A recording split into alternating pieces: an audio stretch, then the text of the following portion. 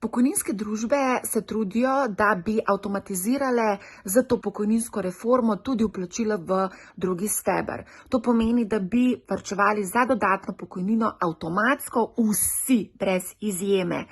Gre za koncept, ki ga je razvil Richard Thaler in zato je prejel tudi Nobelovo nagrado. Gre za koncept opt-in, opt-out, kjer bi vse avtomatsko vključili, tisti, ki pač ne bi želeli biti vključeni, bi se pa morali sami izključiti oziroma izpisati iz tega. Kaj si vi mislite o tem? Vam je to ok?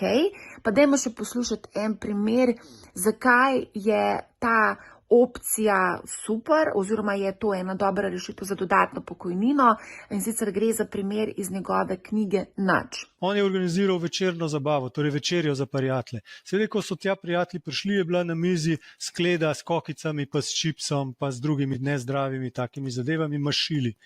In vsi so začeli tisti grickati.